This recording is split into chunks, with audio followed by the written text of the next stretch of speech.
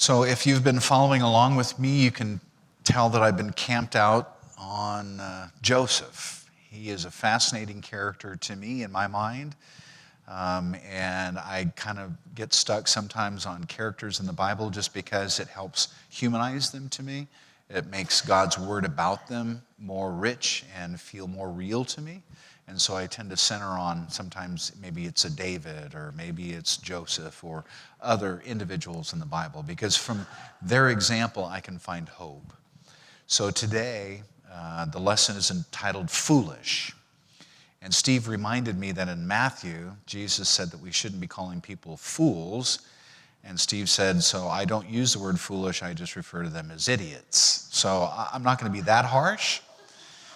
I could have called this stupidity, but I think as you follow along, maybe in the message notes that you have, you'll find what I'm talking about. This is taken now from the book of Genesis, chapter 39, verses 6 through 18.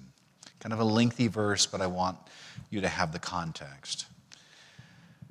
Joseph was a very handsome and well-built young man, and Potiphar's wife soon began looking at him lustfully. "Come and sleep with me," she demanded. But Joseph refused. "Look," he told her, "my master trusts me with everything in his entire household. No one here has more authority than I do. He has held back nothing from me except you, because you are his wife.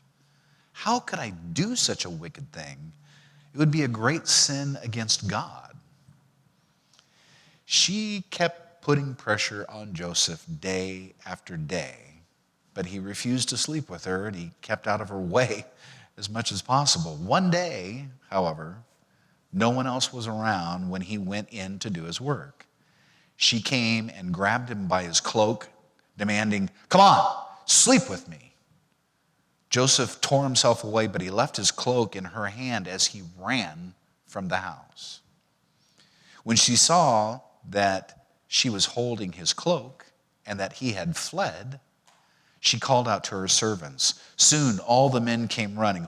"Look," she said, "my husband has brought this Hebrew slave here to make fools of us. He came into my room to rape me, but I screamed. And when he heard my scream, he ran outside and got away, but he left his cloak with me." She kept the cloak with her until her husband came home.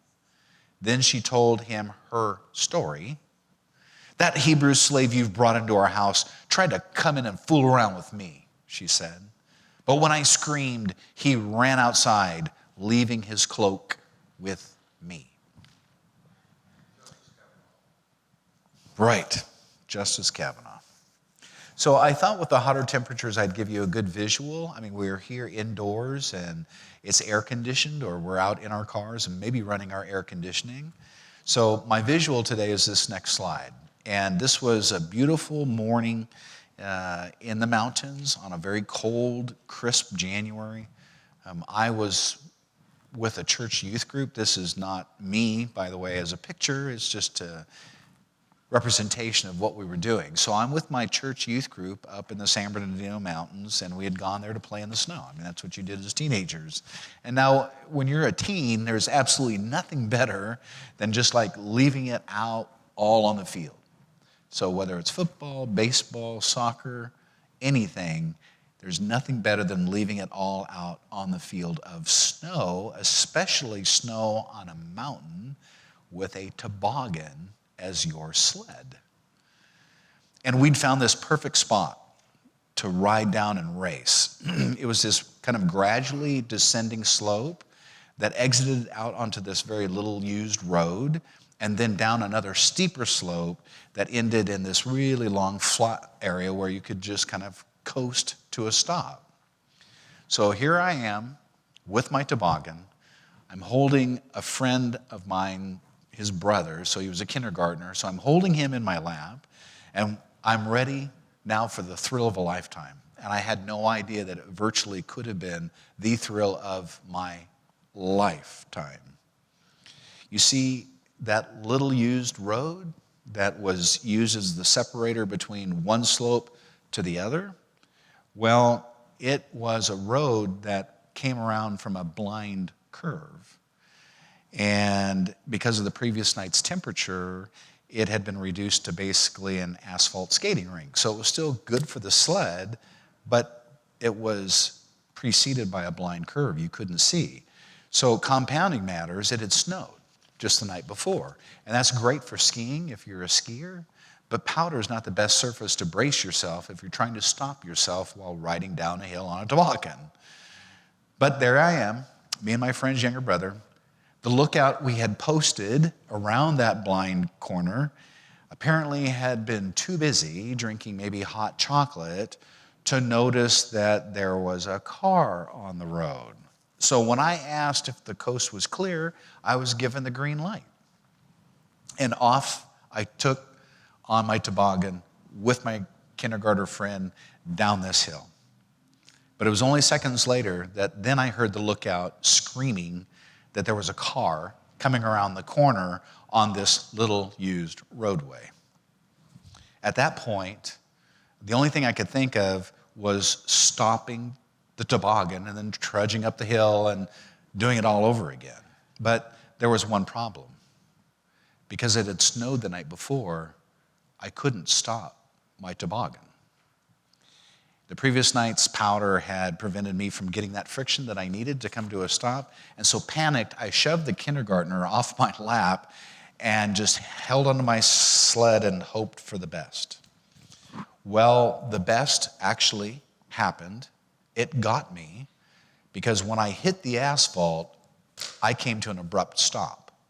The problem was that the car that was on the road did not. The driver didn't even see me. Wiping the snow from my eyes and laying on that icy pavement, I saw the car's left rear tire with chains and everything rolling over my leg. Now, when you're a teenager, you're kind of bulletproof, right? So it's like, it's just a flesh wound, and so I'm getting up because I don't want to spoil the rest of the day with the church youth group playing in the snow. And it's cold, so I'm not really feeling a whole lot. And the occupants, they got out of their car to see what they had run over, but now because I'm standing up and saying I'm okay, they thought they had just run over a log or something. And so we were all good until the next morning. And I awoke that next morning to the sight of chain link bruises tattooed on my larger-than-life knee, including the accompanying pain that goes when you've stretched every ligament in your knee, including tendons, within the reach of the tire tread. But that's, I guess, teenagers for you. But then it hit me. What if I had slid just a little further? What if I hadn't shoved that kindergartner off the sled? What if I had left just a moment sooner and taken the brunt of a front-end collision? I began to sweat. And the thought was numbing like the snow on that cold January day and equally convicting. And the thought was, what were you thinking, Randy? And that was the problem. I wasn't thinking because dumb had become dumber, because I had treated a bad decision with a poor, impulsive choice. Forgivable on a sled, perhaps, but in life, I don't know. Joseph was probably in his 20s when he almost got run over by a jaguar of sexual temptation. When his brothers sold Joseph into slavery, they probably assumed they had doomed him to hard labor and probably an early death. Instead, Joseph had, as we followed, moved up the career ladder, kind of like a fireman going after a cat. Potiphar, who had promoted Joseph in his home, no doubt had promoted him among his circle of officials and friends. And we know that Potiphar was kind of boasting about Joseph's Midas touch because this bright Hebrew kid had made his dreams come true. Everything was flourishing for Potiphar, everything. And Joseph, I think, over time began to get to a point where he has some fairly significant clout. I mean, he could spend and hire, he could send and receive. Merchants were reporting to him and other people noticed him, especially women. Genesis chapter 39, verse 6 said, "Now Joseph was a very handsome and well-built young man." So he was probably some real Hollywood head turner. This guy was, kind of the square jaw and the ripped abs, kind of like an Adonis, whose biceps probably bulged every time he carried Mrs. Potiphar's tray, which probably was very, very often. She enjoyed the sight of him because it says in Genesis 39, verse 7, "And Potiphar's wife soon began to look at him lustfully. 'Come sleep with me,' she demanded." So the first lady of the household is now making a play for the Hebrew slave.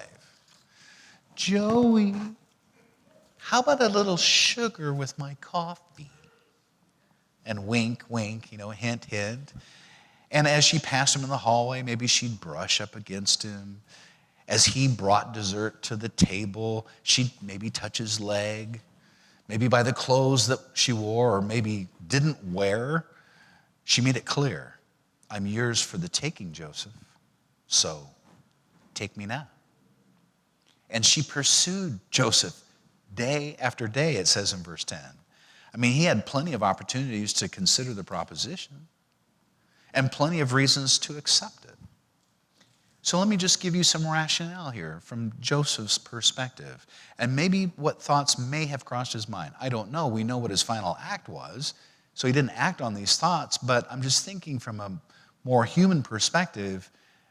Joseph is thinking, well, okay, this woman is married to my master, and am I not obligated to obey all the wishes and commands of my owner, even if the wish was a secret rendezvous? And would probably remain a secret, kind of like no one would know, just like they say in Las Vegas, what goes on in Vegas stays in Vegas. Nobody would ever know. I mean, what would happen in the bedroom would stay in the bedroom. And besides, a dalliance with this not-so-lady of the house would give Joseph kind of a chip in the political poker game. He would have this ally now at a top level. And the end obviously would justify the means. And the means wasn't all that unpleasant. Powerful Potiphar had his pick of women, so in all likelihood, his wife was likely a jaw-dropper. But maybe she'd gone ignored. I mean, Potiphar had his pick of women. Maybe he had multiple wives for all we know, and maybe she had largely gone ignored. There you go. And let's face it. Pardon me, Steve? Helping her down? Oh, well, it could be if she looked like that, perhaps. But I don't know that we necessarily get that inference from the scripture. And maybe, from that standpoint, from Joseph's standpoint, he's a guy in his young 20s, and maybe looks are not that significant given the offer that was being extended. And, we need to face it that Joseph just didn't lose his libido just because he lost his coat of many colors. So a few moments in the arm of an attractive or unattractive but willing lover, Joseph could use some relief. And didn't he deserve some? These were lonely days for Joseph. He had been rejected by his family. He had twice been bought and sold like livestock. He was far from home. He was far from his friends. And maybe the stress of managing Potiphar's household had gotten to him. Since, overseeing the terraced gardens and the multitudes of slaves while mastering the peculiar protocol of that office and learning the language and the culture and the history, it would have been exhausting. Joseph's job was probably draining. He could have very easily justified a choice. And we can too. Maybe you've been jilted or bruised or sold out or turned away. Maybe you've been run over a car, so to speak, brandishing chains of maybe bad health or bad credit or bad luck. Maybe you have few friends and maybe even fewer solutions, and the hours are long for you and the nights are even longer. So, Mr. Potiphar slides his room key in your direction, or Mrs. Potiphar pushes a bottle your way. A coworker offers you some drugs. You can pay some personal bills with company cash. You can stave off bankruptcy by embezzling funds. Justifications and realizations pop up like weeds after a spring rain. No one will know, we think. We're only human, right? Your Egypt can be a pretty cruddy place, without a doubt. No one disagrees with that. But Egypt can also be the petri dish for really brainless decisions. Don't make matters worse by doing something that you'll regret. And the example that we have here is Joseph didn't. He went on high alert. When Mrs. Potiphar dangled the bait, he refused. That's what Genesis chapter 39, verse 8 said. He gave the temptress no time, no attention, no chit-chat, no reason for hope. In fact, it says he refused to sleep with her and kept out of her way as much as possible. Verse 10. So when her number appeared on his cell phone, he didn't answer the phone. When she texted, he didn't respond.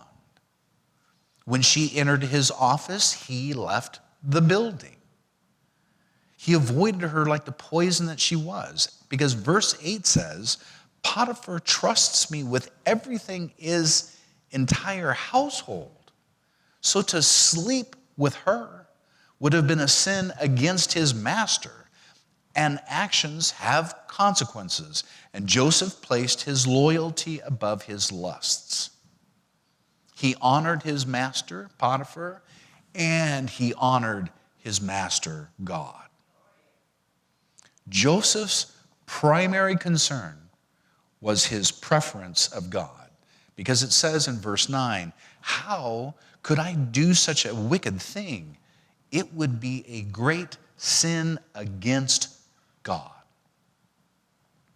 And the lesson that we learn from Joseph is really pretty simple. Do what pleases God. Your friends hand you a joint. Your classmates show you a way to cheat. The internet lures you with pornography. Just ask yourself this question: how can I please God?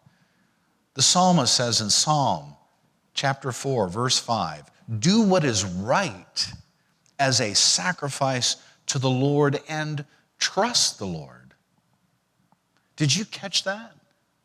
There are times in your life when sometimes the decision that you're making being the right decision might be a sacrifice to what you would really rather other do. And that's why the psalmist says, do what is right as a sacrifice to the Lord, and then trust the Lord.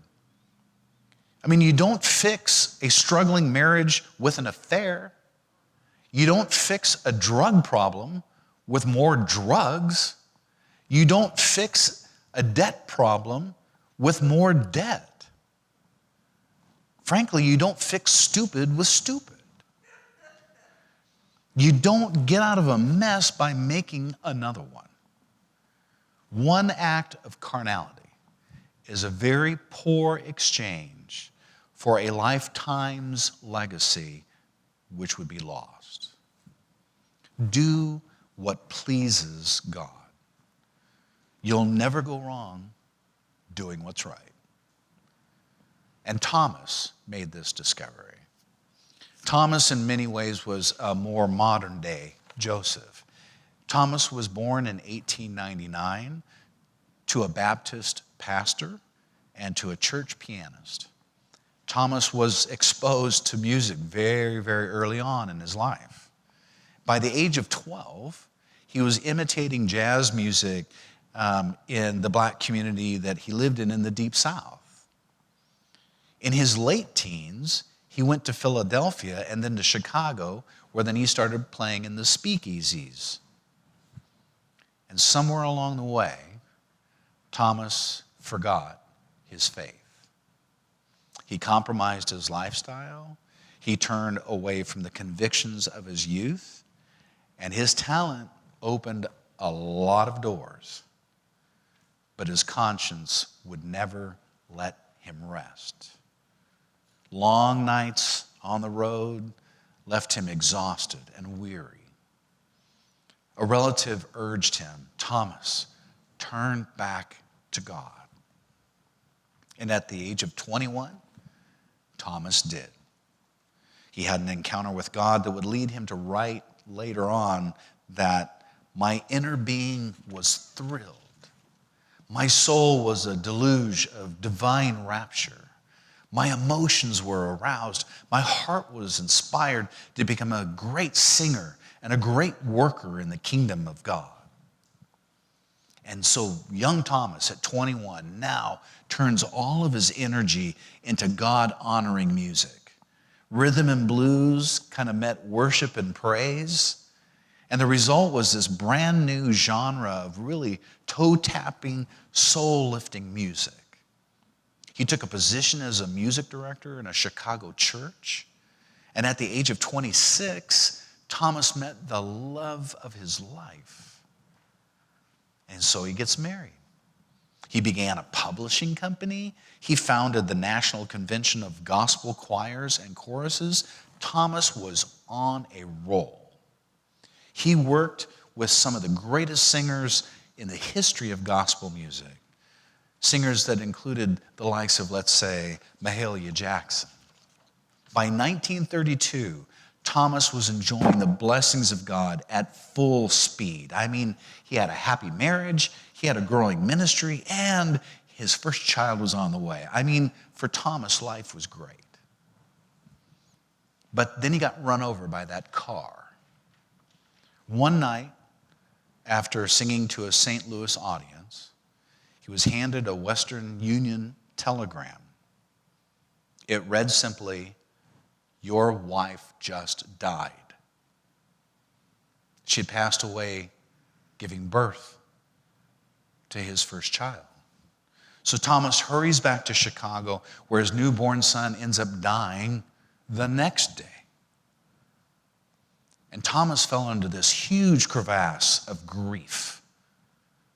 He avoided people, and he was angry with God. In fact, he would write, "I just wanted to go back to the jazz world I knew so well. I felt God had done me an injustice. I didn't want to serve him anymore. I didn't want to write gospel songs anymore." So he secluded himself, and he nursed his anger and his sorrow. Fortunately for Thomas, a friend seemed to know what Thomas needed and took Thomas to a neighborhood music school. And that evening, as the sun was setting, Thomas sat down to the piano and began to play. And more importantly, he began to pray. He poured his heart out to God. And these are the words he spoke. "Precious Lord, take my hand. Lead me on. Let me stand. I am tired. I am weak. I am worn. Through the storm, through the night, lead me on to the light. Take my hand, precious Lord. Lead me home." And for the rest of his life, Thomas A. Dorsey testified that the Lord healed him that night as he sat down at the piano and poured out his heart in song to that particular tune. We sang it earlier this morning. And he went on to pen more than 3,000 songs and became probably one of the most influential Christian songwriters of all time. All because he reached out to God. So my encouragement to you this week, church, is do the same, please. Turbulent times are going to tempt you. They're going to urge you to forget about God. Shortcuts are going to lure you. Sirens will call you. But don't be foolish. Certainly don't be naive. Do what pleases God. Nothing more, but nothing less. And maybe think twice before you race down that slippery slope toward that blind curve, because in my experience, it could hurt you. So don't. So this week, church, as you work among others, perhaps at an office, if you're still going to the office, I know a lot of us still work remotely, but we are not so quarantined that we don't have at least some opportunity to engage others, whether it's at a grocery store or at a gas station, whatever the case might be. And with all the social requirements now and the social distancing, that's fine, and the mask wearing, I totally get that. But just because we're socially distanced doesn't mean that we need to be emotionally distanced or relationally distanced. We need to be connected. We might have to stand 6 feet apart physically, but we need to be connected with each other in this church and with others with whom we associate. You'll never do wrong by doing what's right. And I think Joseph is a testimony to making a good decision despite how he could have rationalized it till the cows come home. He decided not to. And because he made a good decision, God blessed his life. Thomas grew up in a church, knew what God was all about, got involved in the jazz scene, lost his way, found it again, then his life got run over by a truck. He loses his wife, he loses his child, and he reaches out to God and says, "Precious Lord, take my hand. I'm weak, I'm tired, I'm poor."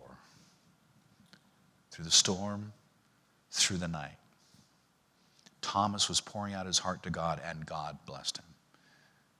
And so if we have examples in the Bible like Joseph or like Thomas Dorsey, we certainly have those among us that as we make right decisions, we will be blessed. And as this church makes right decisions, it will be blessed. And this church is nothing more than its members, and you all have things to do Monday through Saturday. So reach out to those people, connect with them, relate to them, and make good decisions along the way. Because as Joseph's proven to us, you will never do wrong by making the right decision. So we're going to sing this last song. If you have any prayer requests, you can pass them up. We will then pause for a word of prayer, talk about those prayer requests, pray over them, and then we'll be dismissed. So let's stand and let's sing.